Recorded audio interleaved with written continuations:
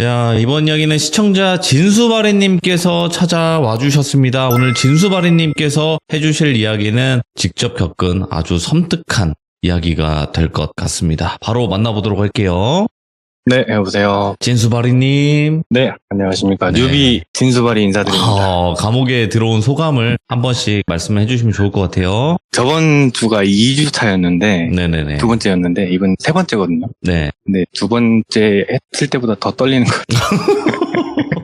같아요. 왜냐면 매가 준비가 되어 있으니까 굉장히 그쵸. 두렵잖아요. 네. 잘못했을 때 저것이 나를 타격을 한다라는 생각을 했을 때. 하지만 그래도 있는 그대로 말씀을 잘 해주실 거라 믿고요. 이거는 실제로 겪으신 이야기인 것 같아요. 그럼 바로 출발을 해보도록 할게요. 렛츠고! 길이십니다. 진수발이에요.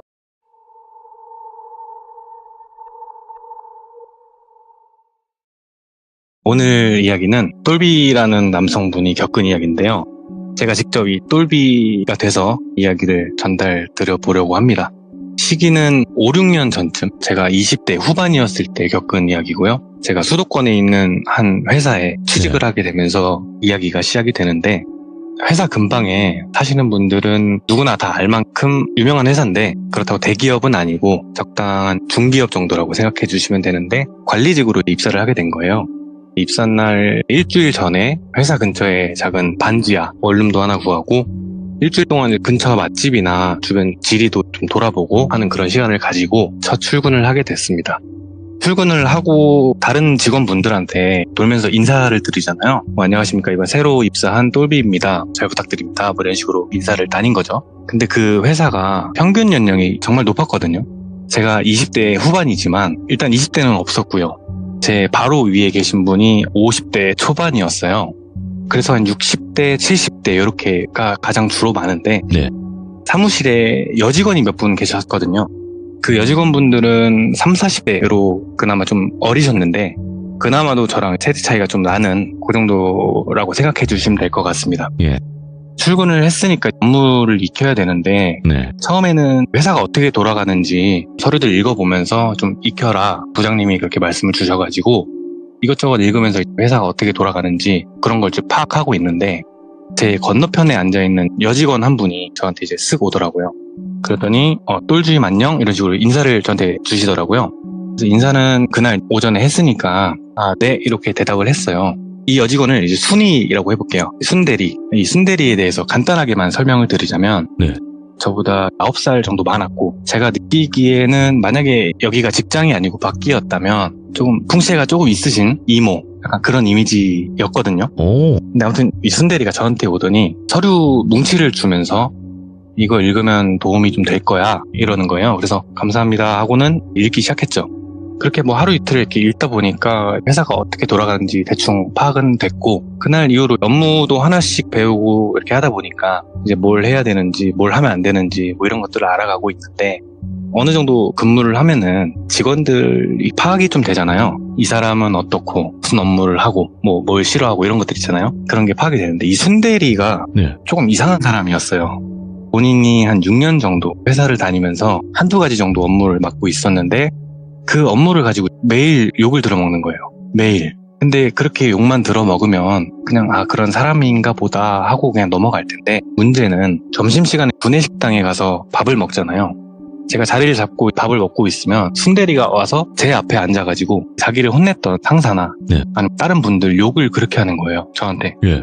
근데 그것도 솔직히 하루 이틀이지 매일 그 얘기를 들으니까 정말 같이 밥을 먹기가 싫더라고요, 나중에는. 부정적인 사람인 거니까. 예. 네. 그래서 점심시간이 됐을 때 제가 먼저 안 내려가고 순대리가 먼저 가기를 기다렸다가, 순대리가 먼저 가면 그 뒤에 가서 저 혼자 따로 앉아서 먹고 이렇게 시간을 보내게 됐는데, 그 후로 시간이 좀 많이 흘러요. 한 2년 정도. 2년 조금 안 된 시점이라고 생각해 주시면 될 것 같은데, 그 2년 동안 좀 많은 일들이 있었거든요. 네. 그동안 있었던 일을 간단하게만 좀 설명을 드리자면, 저는 저한테 좋아한다고 고백을 3, 4번 정도 3번인가 4번인가를 했어요. 그럴 수 있죠. 예. 네, 그럴 수 있습니다. 물론 제가 다 거절했고, 네. 그런데도 계속 저한테 구애를 하더라고요. 근데 문제는 인스타그램이 있잖아요. 예. 제 팔로워 목록을 뒤져서 제 전 여자친구를 찾질 않나. 어떻게 찾았지? 뭐 팔로워들을 막 타고 들어가서 제 친구들한테 DM을 보내서 이 똘줌 누군지 어떻게 아냐, 똘줌의 뭐 전 여자친구가 누구냐, 뭐 이런 식으로 물어봤다고 하더라고요. 나중에 얘기 듣기로는. 예. 뭐 그런 적도 있었고, 제가 인스타그램에 제가 그린 그림 사진을 좀 올려놓은 게 있거든요. 아, 네. 근데 그거를 하나하나 다 캡처를 해서 자기 인스타그램에 똑같이 올려놓고, 네. 그 문구에다가 뭐 얄밉지만 좋아해 뭐라던가, 뭐 가질 수 있다면 뭐든 할 준비가 됐다, 뭐 이런 문구를 적어놨더라고요. 예. 그리고 프로필 사진을 저랑 커플 느낌으로 바꾼 건 뭐 일도 아니고, 한 달에 한 번 정도 손편지를 제 책상 위에 올려놓고 가고, 그리고 제가 자리를 잠깐 비우고 들어왔는데 제 컴퓨터를 만지고 있더라고요. 그래서 여기서 뭐 하시냐 물어보니까 무슨 파일 하나 옮겨갈 게 있다고 예. 핑계 대면서 막 만지더니 다시 자기 자리로 돌아가는 일이 몇 번 있었거든요. 불편하네. 네. 근데 이거에 대해서 얘기를 좀 해드리자면, 제가 혼자 타지에서 살다 보니까 주말이나 좀 쉴 때 취미 생활을 좀 하고 싶어서 제가 그림 그리는 거랑 사진 찍는 걸 좀 좋아하거든요. 그래서 한 일본 작가가 그림 전시회를 여는 걸 알게 돼서 한번 가보고 싶어가지고 친구들한테 영업을 했는데, 결국에는 혼자 가게 됐어요, 전시회를. 그래서 전시회 가서 구경도 잘 하고 사진도 많이 찍고 뭐 인스타에 업로드도 하고 이렇게 잘 다녀왔는데, 전시회를 다녀온 다음 날 친구 한 명이 야 이것 좀 봐라 하면서 사진을 하나 보내주더라고요. 그래서 뭐지 하고 봤더니 이제 순대리의 그 인스타 화면인 거예요. 그래서 뭔가 익숙한 사진이 있어가지고 그걸 제가 인스타 차단을 해놨었는데, 그걸 풀고 이제 직접 들어가서 봤는데 제가 갔던 전시회 있잖아요, 거기를 갔더라고요, 그 순대리가. 아무튼 우연일 수도 있잖아요. 예. 그래서 설마 아니겠지 하면서 그냥 넘겼는데, 한 2주쯤 지나서 또 다른 작가가 하는 전시회를 간 적이 있어요. 역시 혼자 갔고요. 뭐 구경도 잘하고 재밌게 잘 다녀왔는데, 그 다녀온 사진을 친구들한테 보내주고 예. 다음에 같이 가자 뭐 이런 식으로 또 영업을 하고 했는데, 며칠 있다가 설마 하는 마음으로 제가 순대리 인스타를 들어가 봤거든요. 예. 근데 제가 갔던 다음 날 그 전시회를 또 갔더라고요. 근데 이게 2번이면은 우연이기 좀 힘들잖아요. 필연이지, 그건. 네, 우연이지. 다른 전시회에 갔던 사진이 있다면 겹쳤겠거니 할 수 있겠는데, 정말 제가 딱 2개 갔는데 그 딱 2개를 간 거죠, 순대리도. 그때부터는 이게 좀 스토킹인가 이런 생각이 들더라고요. 그쵸. 그래서 이때 제가 아까 말씀드렸던, 제가 자리를 비웠던 사이에 제 컴퓨터를 만지고 있다고 했었잖아요. 예.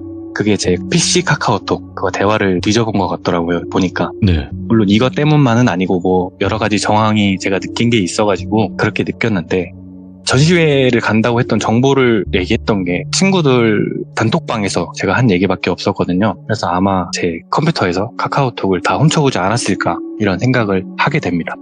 시간이 좀 흐르고 제가 혼자 뭐 업무상 체크를 좀 할 게 있어가지고 돌아다니면서 체크를 하고 있는데, 예. 저한테 쓱 오더니 옆에 앉더라고요. 그래서 제가 이제 한숨을 쉬면서 그냥 무시를 했어요. 근데 저한테 똘주임 이러면서 부르는 거예요. 그래서 제가 쓸데없는 말 하시려면 그냥 가십시오 라고 대답을 했더니, 아니 나 똘주임 좋아해 이러는 거예요. 근데 이게 뭐 한두 번도 아니고, 예. 그래서 제가 순대리님 저 여자친구 있고요, 제가 싫다고 말씀드렸잖아요, 진짜로 그만 좀 하세요 이렇게 얘기를 했더니, 원래였으면 그냥 한숨 한번 쉬고 들어갈 사람이 예. 좀 화난 표정으로 내가 왜 싫은 거야?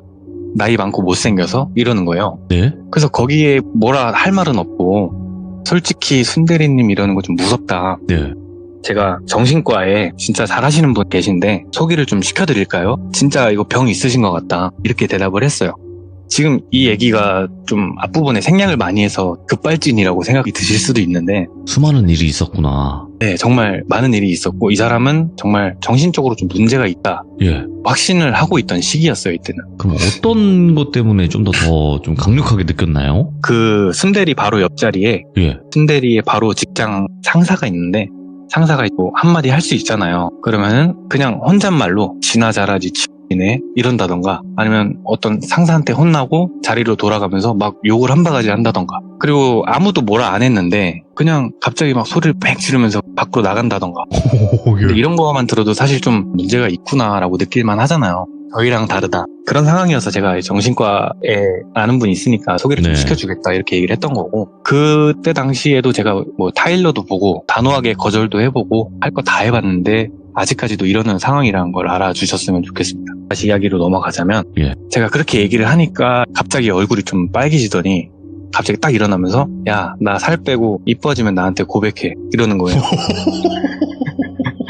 일단요, 예. 이 멘트가 사실 좀 제가 느끼기에는 내가 지금 드라마 속에 들어와 있나?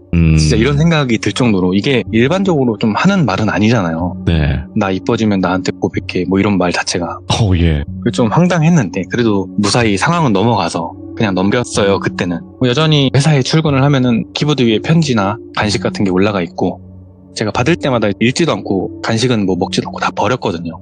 그런데도 계속 그 짓거리를 하는 거예요. 그러다가 정말 화가 나가지고 회사 윗분들한테 얘기를 했어요.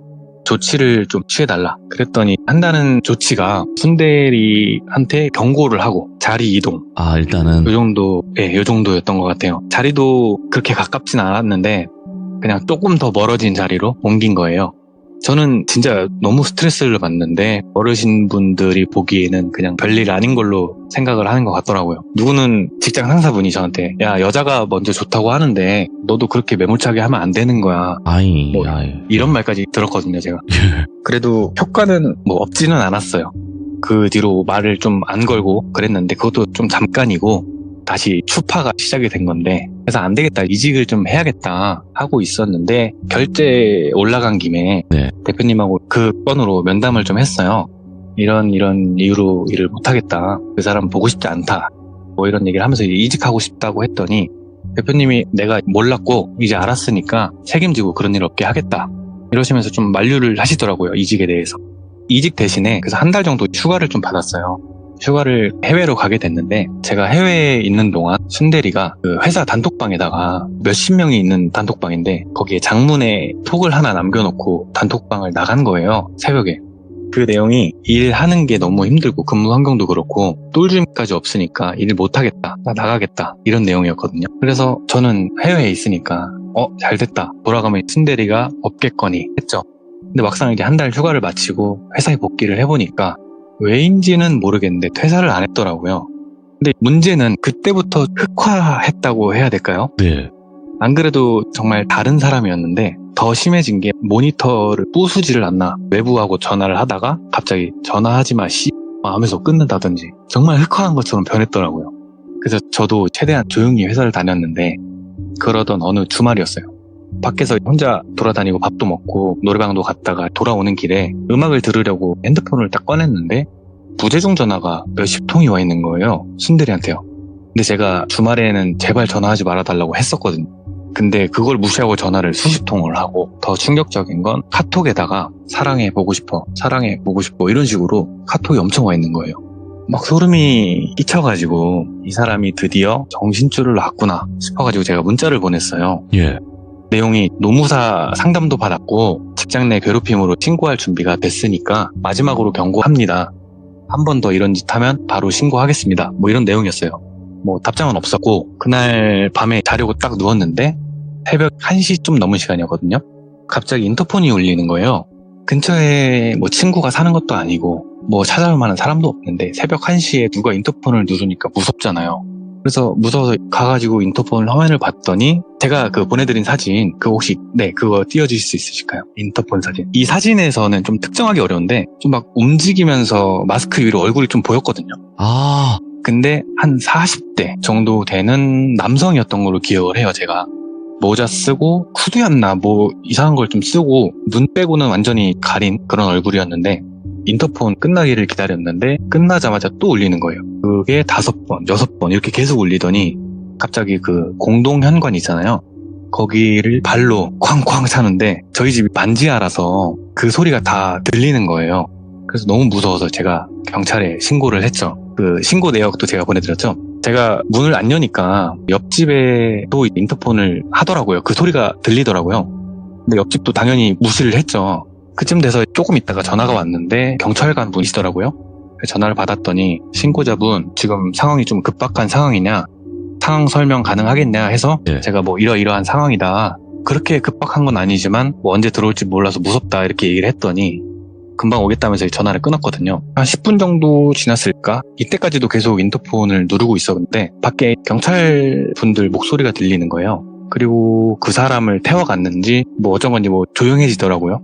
그리고 한 30분쯤 지났나? 그 전화가 왔던 경찰분한테 또 전화가 왔는데 이 근처에 사시는 분은 아니고 근처에서 술 한잔 하시고 예. 취해서 뭐 집을 착각한 것 같다. 그래서 그냥 헌방 조치했다 이러시더라고요. 그래서 제가 진짜 혹시 올라가지고 한번 여쭤봤어요. 그 경찰분한테 혹시 그 40대 남성분 맞죠? 이렇게 여쭤봤더니 그 경찰분이 아니요 여성분이신데 이러시는 거예요. 그 듣는 순간 멍해져가지고 이거 설마 순대리인가? 만약 순대리라면 순대리가 변장까지 하고 저희 네. 집까지 찾아온 거잖아요. 너무 무서운 거예요. 그래서 그날 거의 잠을 못 잤고 뭐 친구들한테 뭐 이런 일이 있었다 무섭다 이런 얘기도 하고 새벽에 겨우 잠이 들었는데 다음날도 쉬는 날이었거든요. 잠깐 나가서 집 앞에서 밥 먹고 커피 한 잔 사들고 집에 들어오는데 자연스럽게 그 우편함 있잖아요. 예. 거기를 딱 봤는데 거짓말처럼 항상 제 책상 위에 올려져 있던 그 핑크색 편지 봉투가 헐. 가지런히 꽂혀 있는 거예요. 어제 순대리가 맞았구나 이런 생각이 들더라고요.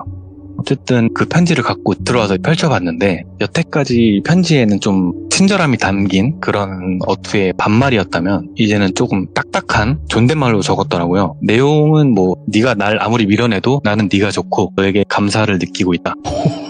뭐 이런 내용이었어요. 저는 당연히 사진만 찍고 바로 버렸거든요. 편지가 진짜 있어요, 저한테. 예, 근데 이거를 정확히 보여드리면 특정이 될 수 있고, 진수바래님이 또 불편해질 네. 수 있기 때문에.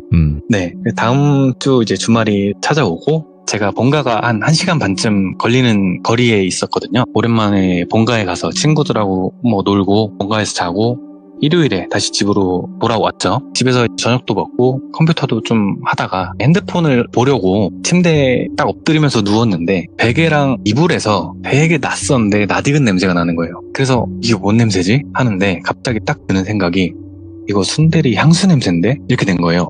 그 순대리가 쓰는 그 이상한 뭐 섬유 향수 같은 게 있었는데 향이 나는구나. 네, 제가 그 냄새 진짜 싫어했거든요. 근데 딱 그 냄새인 거예요.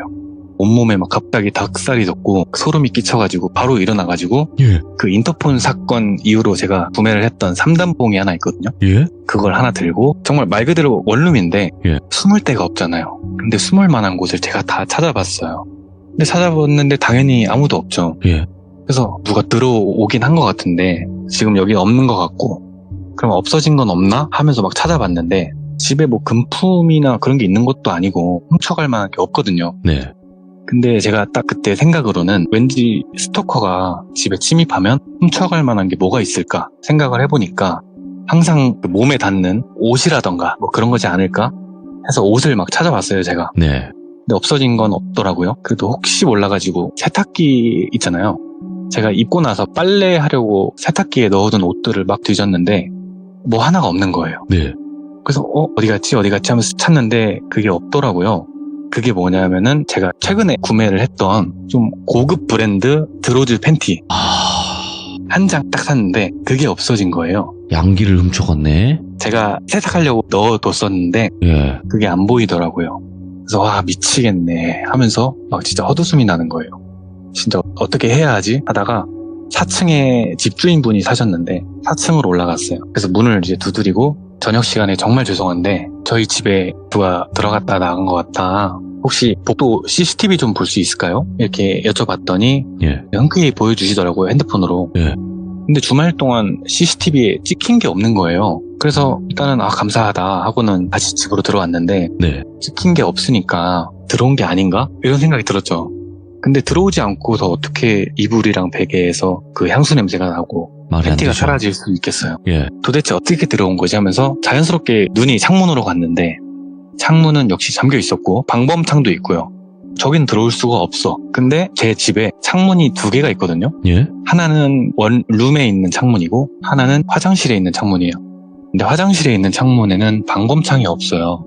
그래서 설마 하면서 화장실 문을 열고 그 창문을 봤는데 방충망만 닫혀 있고 창문이 열려 있는 거예요. 예.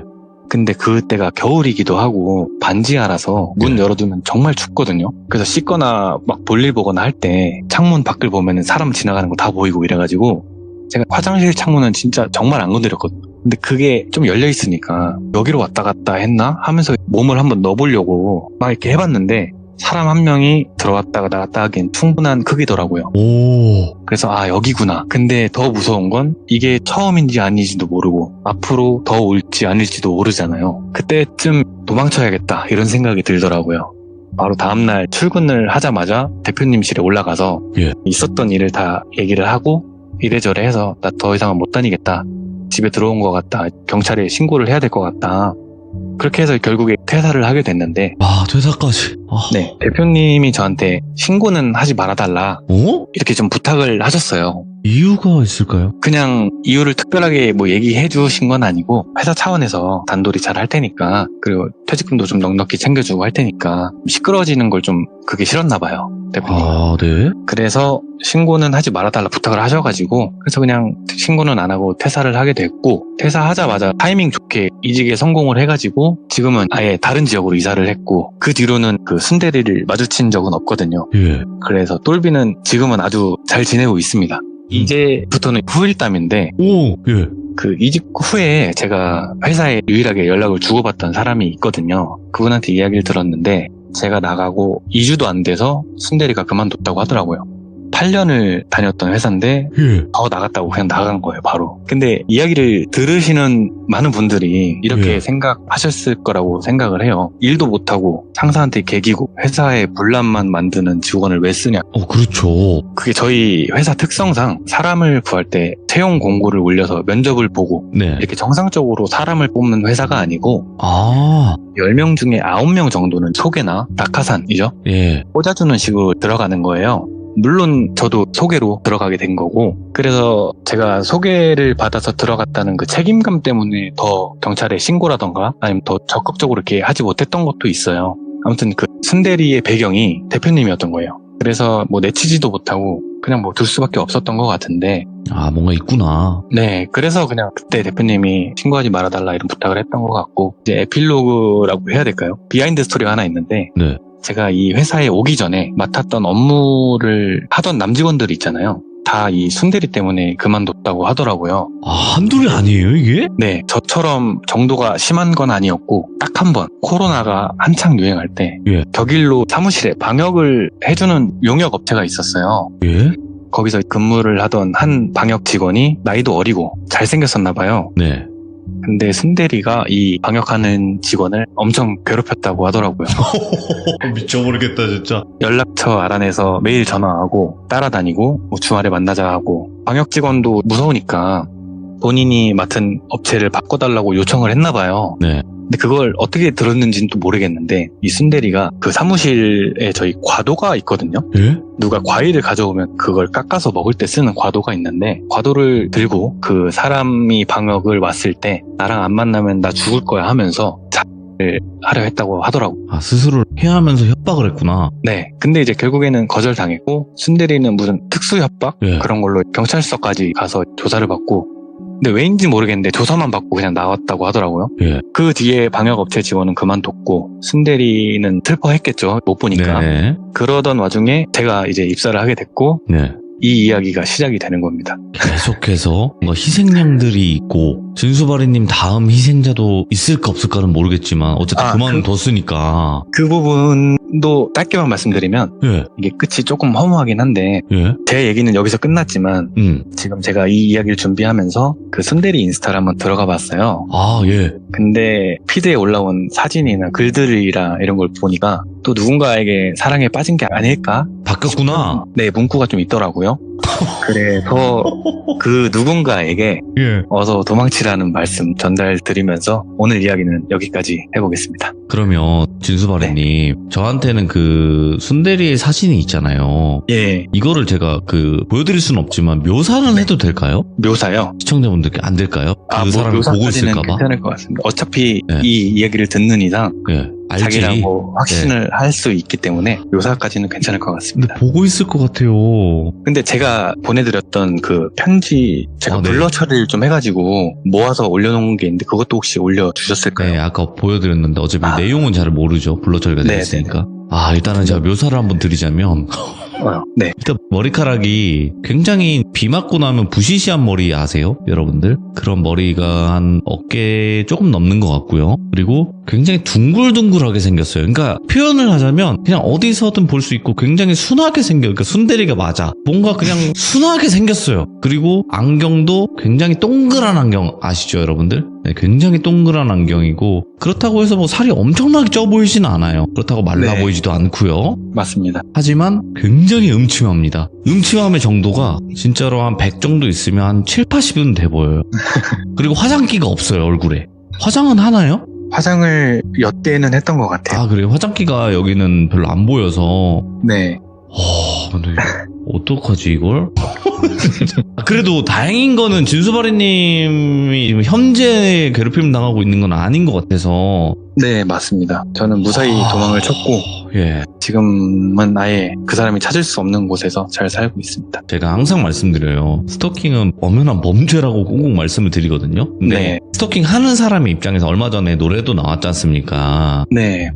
저희 시들무 사연으로 노래를 만들었어요. 그 언제나 같이라는 제목으로 타편님이 부르신 노래인데 그 노래에서도 저희가 생각해서 이걸 제작을 하게 됐던 계기가 뭐였냐면 그들에게는 그게 순정이고 사랑이에요. 그런 방법들이. 네, 우리가 생각하는 일반적인 사랑이란 말이에요. 그게 무서운 거예요. 그 다름이. 맞습니다. 예, 근데 누군가에게는 정말 고통스러운 일이거든요, 이게. 그래서 절대로 이거는 엄연한 범죄고 요즘에는 처벌이 분명히 가능해요. 그래서 진수바리님도 혹여라도 또 연락이 오거나 괴롭힘을 하면 지금까지 네. 모아온 증거를 제시로 해서 진술을 하시고 처벌 네. 내리시는 게 가장 좋지 않을까 생각을 들어요, 저는. 네, 저도 그렇게 해야죠. 또 오게 된다면. 오늘 진수바리님의 이야기를 들으면서도 어지러웠습니다.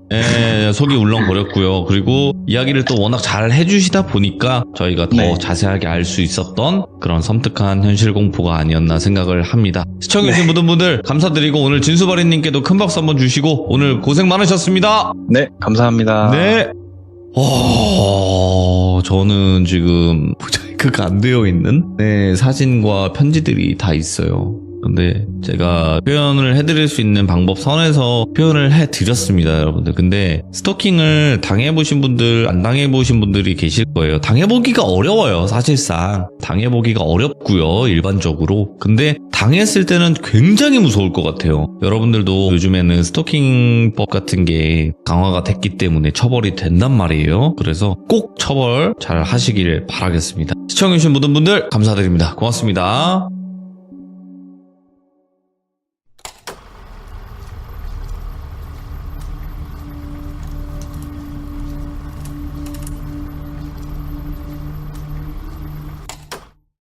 자, 이번 이야기는 진수바리님께서 시들무에 찾아와 주셨습니다. 바로 만나보도록 할게요. 네, 오세요. 진수바리님. 네, 안녕하세요. 아이고, 반갑습니다. 네, 잘 지내셨습니까? 그럼요. 네, 아주 또 잘 지냈고, 우리 또 진수바리님의 목소리를 들어서 영광입니다. 네, 저도 영광입니다. 네. 자, 오늘 진수바리님께서 들려주실 이야기, 우리 해외로 가봐야 될까요? 네. 이런 일도 있으니까 조심하시라는 차원에서 한번 준비해봤습니다. 알겠습니다. 그럼 비행기표 끊고 바로 출발을 해보도록 하겠습니다. 렛츠고! 네. 길이십니다. 진수바리예요.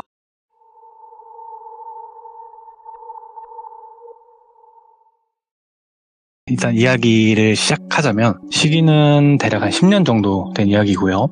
오늘의 주인공은 역시 똘비라고 하는 30대 초반의 남성인데 이 똘비가 근 몇 년 동안 다녔던 직장이 있었는데 직장이 조금 기울면서 똘비가 자진 퇴사를 하게 돼요. 왜 자진 퇴사를 했냐 하면 똘비의 직장이 전문성이 필요한 그런 직장은 아니었고요. 밖에서 그냥 아무나 잡아다 놓고 일 시키면 할 수 있는 그런 일들을 매일 반복해서 하다 보니까 매너리즘에 좀 빠진 거죠. 누구나 출근길에 퇴근하고 싶다 이런 생각을 하잖아요. 네, 똘비는 그런 단계를 좀 넘어서 점점 감정이 사라지는 듯한 그런 느낌까지 들었다고 하더라고요. 똘비가 자진해서 퇴사를 하게 됐고 자진 퇴사를 하면 회사 차원에서 좀 챙겨준다 뭐 이런 이야기가 있어가지고 근데 그 이야기대로 이제 퇴직금을 좀 넉넉하게 받은 거죠. 근데 하루아침에 직장을 잃게 되고 그러니까 시간이 남잖아요. 휴식 시간을 좀 가졌대요. 그러다가 우연치 않게 예능 프로그램을 하나 보다가 뭔가를 하나 느꼈는데 내가 그동안 너무 일만 했나? 이런 생각이 들더래요. 사실 똘비는 청소년기에 어떤 일련의 사고로 인해서 부모님을 먼저 좀 안타깝게 보내드렸고 큰아버지 밑에서 고등학교 졸업까지 하고 큰아버지가 지원해 주신 금액으로 월세를 구해서 바로 독립을 했다고 하더라고요. 군대를 다녀오고 곧장 직장을 구해서 계속 일을 했는데 쉬지도 않고 일만 해왔던 거죠. 돌아보니까. 그래서 본인을 위해서 선물을 하나 해줘야겠다 이런 생각이 들어서 해외여행을 한번 해보자. 근데 같이 갈 친구는 없고 이제 혼자라도 한번 다녀와 보자 해서 여러 나라를 알아보기 시작했는데 결국에는 홍콩하고 대만 이렇게 좀 두 개로 나뉜 거예요, 후보가. 그래서 친구랑 어느 날 연락을 하고 있는데 그 친구한테 물어봤대요. 혹시 뭐 홍콩이나 대만 중에 어디를 가는 게 나을까 이렇게 물어봤더니 친구가 차라리 그냥 태국을 가 이렇게 얘기를 하더래요. 근데 사실 똘비가 생각하기로는 동남아에 대한 이미지가 좀 덥고 이런 부정적인 이미지가 좀 있어서 아예 후보에도 없었는데 네. 친구 얘기를 들으니까 그쪽으로 마음이 좀 기울더래요. 그래서 태국에 대해서 좀 알아보기 시작했는데 괜찮을 것 같아서 결국에는 태국으로 가게 됩니다. 근데 해외여행 처음 갈 때 다 그런 건 아니겠지만 굉장히 좀 설레고 기대가 되면서도 한편으로는 좀 겁이 좀 나기도 하고 그렇죠. 불안감 이런 게 좀 생기잖아요. 게다가 똘비는 혼자 가는 거고. 근데 그런 마음도 즐기려고 하면서 공항에서 달러로 환전을 하고 태국으로 향하게 됩니다. 지금은 QR코드로 결제도 하고 뭐 어플로 택시 부르고 이렇게 좀 편하잖아요. 근데 그때 당시만 해도 온리 캐시였어가지고 적지 않은 돈을 달러로 환전을 했대요. 그래서 이제 방콕 공항에 도착을 해서 바로 거기서 바트로 태국 돈으로 어느 정도 환전을 하고 바로 호텔로 가서 체크인을 한 거죠. 밖을 막 돌아다녀 보는데 진짜 좋더래요.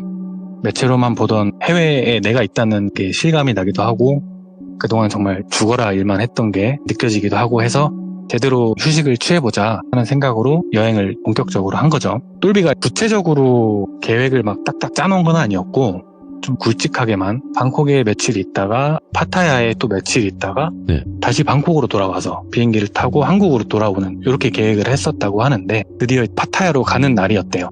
방콕에 버스 터미널이 있잖아요. 네. 거기서 파타야행 버스 티켓을 끊으려고 하는데 한 남성분이 똘비한테 다가오면서 혹시 한국 분이세요? 이렇게 묻더래요. 근데 지금 똘비는 여행 중간중간에 이제 한국인을 굉장히 많이 마주쳤지만 대화를 해본 적은 없었거든요. 네. 그래서 좀 반가웠대요. 한국인을 만난 게. 그래서 네, 저 한국 사람입니다. 이렇게 대답을 했더니 그 남성분이 환하게 웃으시면서 아이고 반갑습니다. 딴 게 아니고 제가 지금 급하게 전화를 할 때가 있는데 핸드폰이 꺼져가지고 진짜 죄송한데 전화 한 통만 빌릴 수 있겠냐 이렇게 묻더래요. 똘비가 내심 반갑기도 하고 그래가지고 예 하면서 핸드폰을 드렸대요. 건네준 거죠. 그러면서 자연스럽게 흡연장 쪽으로 향하는데 어딘가 전화를 막 하더니 핸드폰을 돌려주더래요. 그러면서 정말 감사합니다. 덕분에 살았다고 이렇게 얘기를 하더래요. 그래서 네 뭐 이렇게 대답을 했더니 그분이 근데 혹시 어디 가세요? 이렇게 묻더래요. 그래서 똘비가 저 파타야 갑니다. 이렇게 대답을 했더니 그 남성분이 파타야요? 혹시 티켓 끊으셨나요? 이렇게 묻더래요. 그래서 아직이요. 왜요? 이렇게 물었더니 진짜 다행이라고 제가 지금 여기 현지에서 가이드도 하고 작은 뭐 커뮤니티를 하나 운영 중인데 지금 안 그래도 그것 때문에 좀 전화를 했는데 지금 파타야가 대대적으로 단속을 하고 있다고 하더라고요.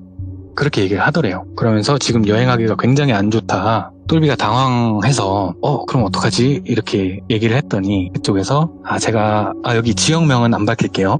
제가 곧 돌체비타라는 곳을 가는데 여기 혹시 가지 않으실래요? 이렇게 묻더래요. 제가 뭐 붙어 다닐 건 아니고 그냥 여기 좀 빠삭하게 알아서 뭐 명소나 관광지, 호텔, 맛집 이런 거 많이 알아서 추천을 좀 해드릴 수 있다. 같이 가지 않으실래요? 이렇게 묻더래요. 똘비가 핸드폰으로 검색을 해본 거예요. 그 지역을. 그러니까 정말 한국인도 많이 없고 관광하기는 뭐 나쁘지 않겠다라는 생각이 들더래요.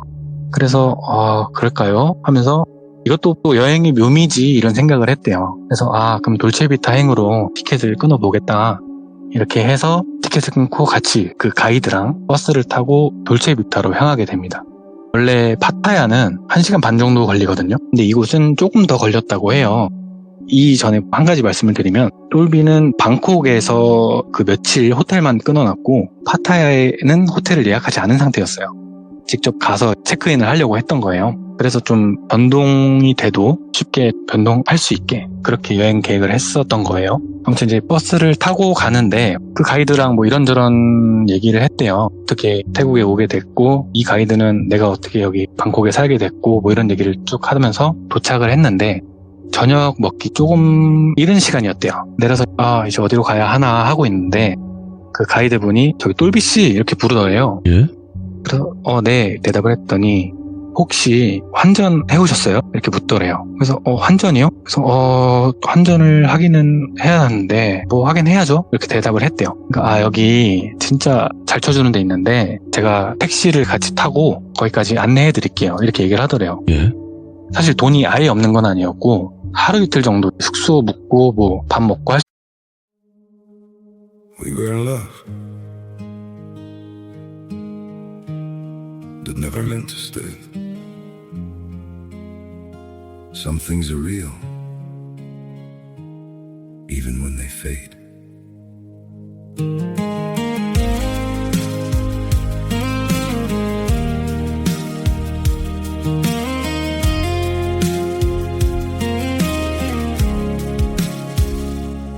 I used to think if we kept holding on, we could bend the truth somehow. But love can't fight what's pulling us apart, and it's breaking us down now.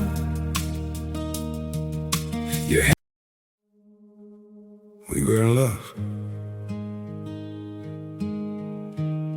that never meant to stay. Some things are real, even when they fade.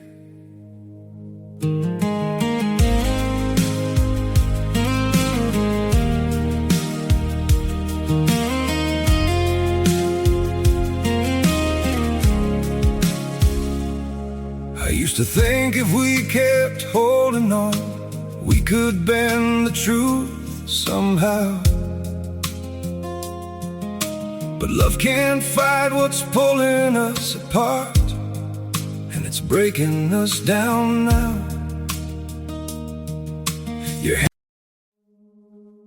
We were in love that never meant to stay. Some things are real, even when they fade.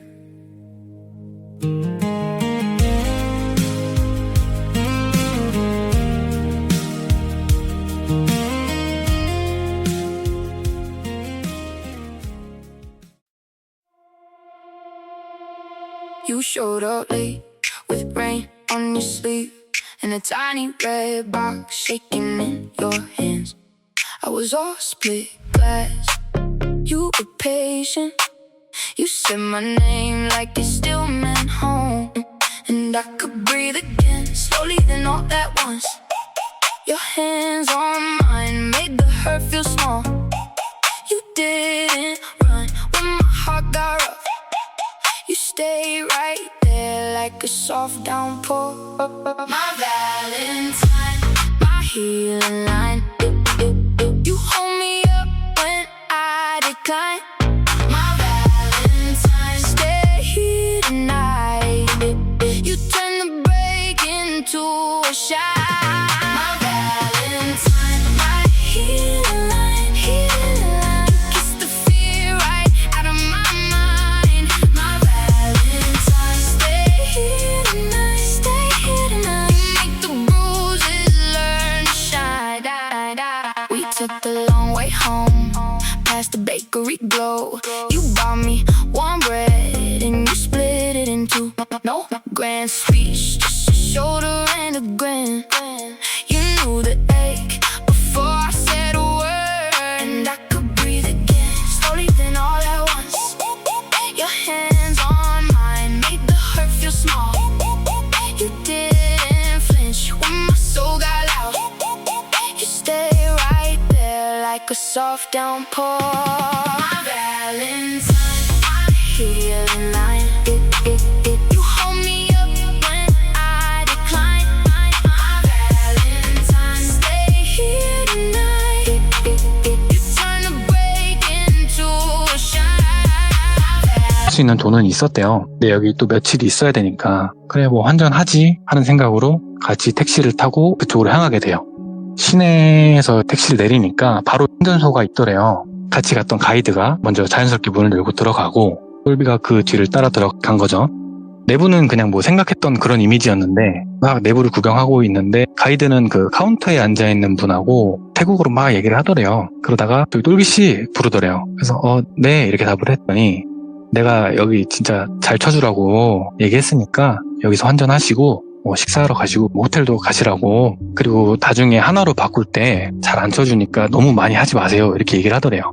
그리고는 종이 한 장을 주는데 뭐 맛집이나 관광 명소들 이런 거를 적어놓은 종이를 주더래요. 그래서 여기 괜찮은 곳들로만 제가 적어서 드렸으니까 숙소도 여기 진짜 괜찮다고 그렇게 주고 그냥 가더래요. 그래서 감사합니다 하고 인사를 하고 환전소에서 환전을 하는데 가이드가 무슨 진짜 마법이라도 부린 것처럼 똘비가 알고 있는 환율하고 정말 다르더래요. 예를 들어서 뭐 1달러에 35바트라고 쳤을 때 1달러에 뭐 45바트 이런 식으로 좀 말도 안 되는 환율로 쳐주더래요. 오.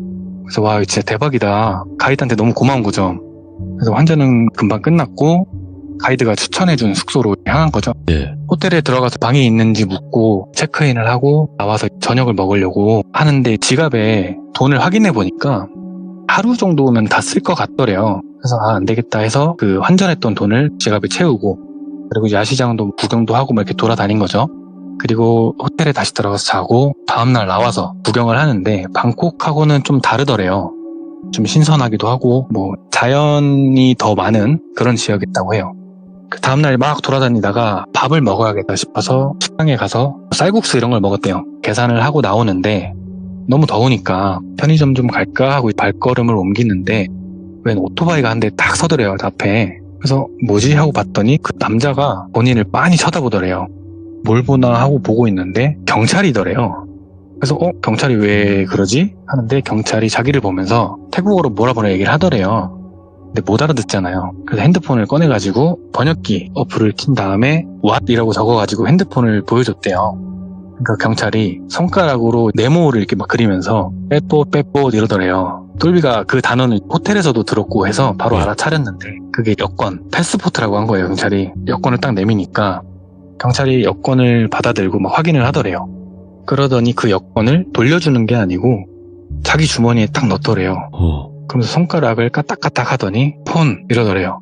그래서 똘비가 폰? 마이 폰? 이러면서 자기 핸드폰을 들어가지고 폰? 이러고 있는데 그 핸드폰까지 딱 잡아채면서 주머니에 넣더래요. 그리고는 손가락으로 똘비를 가리키면서 you money 획 이러더래요. 혹시 무슨 말인지 이해 가시나요, 똘비님은? 이게 그 비영어권 사람들이 영어를 쓰면 본인의 언어가 뉘앙스가 좀 녹아서 이해가 안 될 때가 정말 많거든요. 똘비도 이 뜻을 이해를 못했는데 you money 획 이 하는 말이 you money fake였던 거예요. 예. 그래서 what 하면서 give me my phone 막 이렇게 했대요. 그러니까 번역기를 막 쳐가지고 보여주더래요, 경찰이. 네. 근데 번역기에서 음성으로 나오는 거 있잖아요. 그 음성이 들리는데 당신은 위조지폐를 사용합니다 라는 말이었대요. 너무 놀라가지고 what? 내가 언제 what? 막 이렇게 따지려고 하는데 사실 말이 통해야 따지든 말든 하잖아요. 아무리 말해봐야 경찰은 말이 안 통하는 거예요. 계속 한참을 한국어 섞어가면서 따지니까 그 경찰이 다시 번역기에 뭐라고 하나 써가지고 보여주는데 당신은 불법 행위를 했다. 체포를 합니다. 이렇게 써있더래요. 너무 황당하잖아요. 그 똘비가 지갑에서 돈을 꺼내가지고 봤대요. 근데 어떤 누가 그 외국 돈을 보고 이게 위조지폐인지 아닌지 알 수 있겠어요. 아무리 봐도 모르겠는 거예요. 그래서 그 돈을 보여주면서 이게 위조지폐냐고 이게 페이크 머니냐 이렇게 막 물어봤더니 경찰이 stay here 이러더래요. 여기 있어라. 뭔 말인가 싶은데 계속 따진 거죠, 똘비는. 근데 조금 있다가 저 멀리서 경찰차가 한 대 오더래요. 그래서 그 경찰이 왔다고 똘비 팔을 딱 잡더니 경찰차에서 내린 사람은 오토바이를 타고 가고 그 경찰이 똘비를 경찰차에 태우고 어디론가 향한 거예요. 똘비 입장에서 그냥 민간인, 뭐 일반인이 자기한테 그런 짓을 했으면 죽을 힘을 다해서 뿌리치고 뭐 이렇게 싸웠을 텐데 경찰이 그러니까 반항을 할 생각조차 못했다고 하더라고요. 그래서 자기는 운전석에 타고 출발을 하는데 똘비가 뒤에서 계속 얘기를 했는데도 들은 채도 안 하더래요. 지금 힙색을 차고 있었는데 지갑 말고는 지금 다 뺏긴 거예요. 네. 여권, 핸드폰. 근데 억울한 걸 넘어서 좀 무섭더래요. 태국 감옥 하면은 바퀴벌레나 쥐 이런 것들 같이 수감되는 그런 이미지가 떠오르는데 게다가 말도 통하는 사람도 없고 네. 그러고 앉아있으니까 이빨이 막 딱딱딱 거리면서 떨리더래요. 타지에서 이렇게 감옥에 끌려가는 건가. 근데 차가 가면은 창 밖으로 풍경이 보이잖아요. 뭔가 이상하더래요. 뭐가 이상했냐면 경찰서라 하면은 보통 도심 중심이나 아니면 뭐 시내 접근성이 용이한 뭐 그런 곳에 있어야 되잖아요. 근데 갈수록 점점 더 시골 같더래요. 게다가 지금 갑자기 폭우까지 막 쏟아지는 거예요. 높은 건물은 원래 잘 없기도 했는데 그런 건물은 이제 아예 보이지도 않고 한자집들만 나오고 건물이나 사람보다 나무가 더 많이 보이더래요. 도대체 어딜 가는 건가. 그렇게 1시간 반을 갔대요. 그래서 딱 도착을 했는지 차가 딱 서고 경찰이 내리더니 문을 열고 똘비를 밖으로 빼더래요. 근데 주위를 둘러보니까 경찰서가 아니고 웬 건물이 딸랑 하나 있더래요. 그래서 똘비가 여기가 어디냐 이렇게 물었더니 역시 대답은 않고 그 건물로 끌고 가는데 그 건물이 판넬식으로 된 공장 같은 건물 있잖아요. 그런 건물이었는데 문을 열고 들어갔더니 2층으로 개조가 된 그런 곳이었대요. 근데 벽에 붙어있는 계단을 타고 올라가서 철제 복도처럼 돼 있는 그 뭐라고 하는지 모르겠는데 거기를 이제 끌고 가서 안쪽으로 꺾고 들어가니까 양 옆으로 방이 몇 개 있더래요. 그래서 그 경찰이 똘비를 그 방 안에 집어넣고 문을 딱 닫고 작은 자물쇠를 하나 채우더래요. 문은 밖이 다 보이는 창살 문이었대요. 그래서 자물쇠를 잠그는 걸 보고 도대체 여기가 어디냐 알려달라 계속 얘기를 하는데 들은 채도 안 하고 똘비 힙색을 그냥 뜯어서 가져갔대요. 똘비는 가진 게 아무것도 없으니까 여기서 어떻게 해야 되나 하고 있는데 이 상황이 아직까지도 이해가 안 가는 거예요. 똘비는 경찰서에 조사를 받으러 가는 줄 알았더니 이상한 건물에 잡혀온 거잖아요. 그래서 어떻게 하나 하고 있는데 그 경찰이 왔던 길을 가는 것처럼 점점 발걸음 소리가 멀어지더래요. 예. 그러더니 전화를 하는 목소리가 들리는데 그러다가 문이 쾅 닫히는 소리가 나더래요. 경찰이 나갔구나 생각을 하고 있는데 그 안에서 생각 정리를 좀 한 거죠. 도대체 여기가 어디고 내가 왜 여기 와 있나. 근데 그 와중에도 계속 천장에 비가 계속 부딪히는데 그 소리가 너무 무섭더래요. 그래서 혼자 앉아가지고 이게 뭔 상황인가 하면서 시간을 보냈는데 나중에 시계를 봤더니 한 11시쯤 됐대요. 배가 고프잖아요. 근데 창밖으로 아무리 얘기를 해도 아무도 오질 않더래요. 그래서 헤이 하는데 아무런 반응이 없는 거예요. 그래서 이러다 진짜 아사하는 거 아닌가 하는데 갑자기 똑똑 하는 소리가 들리더래요. 예? 뭔가 하고 그 소리 나는 방향을 봤더니 비가 너무 많이 와가지고 물이 새더라는 거예요. 천장에서. 비가 많이 오긴 하나 보다. 근데 사람이 이렇게 없으면 나중에 저 물이라도 받아 먹어야 되나? 이런 생각을 하는데 그 방 안에 매트리스가 하나 있었대요. 거기 누워가지고 가만히 있었대요. 근데 신기하게도 그 상황에서 잠은 왔다고 하더라고요. 잠을 자고 일어났더니 시계를 보니까 점심시간이 살짝 지난 시간이었대요. 네. 배는 고프고 목도 마르고 하니까 문 앞으로 다가가서 또 소리를 질렀대요. 배고파! 이렇게 소리 질렀대요. 밥 내놔! 했대요. 근데 또 대답이 없는 거예요. 그래서 미치겠다. 막 죽겠다 싶을 정도는 아니었는데 여기 며칠을 더 있어야 될지 모르니까. 근데 그때 드는 생각이 잠깐만 지금 여기 아무도 없잖아 이런 생각이 들더래요. 그때는 무서운 것보다 짜증이 나고 화가 나더래요. 똘비가. 그래서 그 철창 문을 있는 힘껏 발로 찼대요. 그러니까 그 자물쇠 있잖아요. 그게 좀 작은 자물쇠였는데 그게 틱 하면서 부서졌나? 이런 생각이 들 정도로 되게 약해 보이는 거였는데 잘하면 나갈 수도 있겠다 이런 생각이 들어서 그때부터 발로 철창문을 계속 찬 거예요. 근데 한 4번, 5번 정도 찼을 때 자물쇠가 정말 허무하게 떨어졌다고 하더라고요. 이런 거에 내가 감금을 당했나? 허무하잖아요. 그래서 빨리 나가야겠다 싶어가지고 지나왔던 복도를 지나서 1층이 다 보이는 그쪽으로 딱 향했는데 네. 1층을 봤더니 물이 잠겨 있더래요. 그래서 비가 이렇게 많이 왔나? 그 생각을 해보니까 지금도 계속 천장에 빗소리가 들리고 있는 거예요. 그래서 여기 감금됐으면 진짜 물에 잠겨서 죽었을 수도 있겠다. 빨리 나가야겠다 해서 1층으로 내려갔더니 물은 한 정강이 정도까지 탔다고 하더라고요. 그래서 문을 열려고 하는데 문이 안 열리더래요. 그래서 이게 수화 때문인가 아니면 문 앞에 뭐가 있어서 안 열리는 건가 하다가 1층을 둘러봤더니 창문이 하나 있었는데 그쪽으로 나가야겠다 해가지고 창문 쪽으로 가서 창문을 열고 밖을 봤대요. 근데 거기가 좀 농촌 같은 곳인데 밖은 정말 아비규환 그 자체였대요. 예. 홍수가 나가지고 그냥 쓰레기며 나무며 이런 게 완전히 그냥 떠다니는 거예요. 이야. 똘비가 내가 여기서 지금 나가는 게 맞나? 밖은 더 위험한 거 아닌가? 이런 생각이 들었는데 그래도 나가야 구조 요청을 하든 뭘 할 수 있잖아요. 나가기로 결심을 하고 창문을 넘어서 밖으로 나갑니다. 그래서 땅을 짚어보니까 밖은 허리 정도까지 물이 찼더래요. 그래서 와 어떡하지 하면서 돌아다니는데 주변에 사람은 안 보이고 쓰레기들만 이제 떠다니는 거예요. 어떡하지 하다가 저 멀리 작은 좀 나무 배 같은 게 하나 보이더래요. 그래서 저게 뭔가 하고 봤더니 사람이 타 있는 것 같더래요. 그래서 막 소리를 질렀대요. 근데 그때 소리를 지르고 나서 안 게 주변에 사람이 없는 게 아니었고 사람들이 다 어떤 거에 매달려서 안 떠내려가려고 이렇게 하고 있었던 거예요. 그게 안 보였던 거예요, 똘비 눈에. 여기서부터는 이야기를 제대로 듣지는 못해서 결론만 말씀을 드리면 결국에는 똘비가 그 배에 타서 몇 시간 정도 표류를 하다가 구조대에 의해서 구조가 되고 여권이 없잖아요. 예. 그래서 어떻게 막 손짓 발짓 섞어가면서 얘기를 해서 대사관에서 돈 받아가지고 비상 여권이라고 하는데 그걸 네. 가지고 한국으로 무사히 귀국을 했다고 하더라고요. 와, 다행이다. 근데 이 이야기를 예. 본인은 내가 지금 무슨 일을 겪은 건지 모르잖아요, 똘비가. 그래서 그거를 찾아보려고 인터넷에 검색도 해보고 막 이렇게 해봤는데 이야기의 전말을 알 수는 없었대요, 그때 당시에. 근데 똘비가 그 이후로도 태국을 몇 번 더 갔대요. 네. 근데 그러고 태국에서 친해진 형님이 있었는데 그분한테 이야기를 들은 거죠, 전말을. 네. 그때 당시에 지금도 뭐 이런 게 있는지는 모르겠는데 결국에 그 친한 형님이 얘기해 주기로는 가이드 있잖아요. 네. 가이드랑 환전소 직원이랑 경찰이랑 일단은 한 패고 와.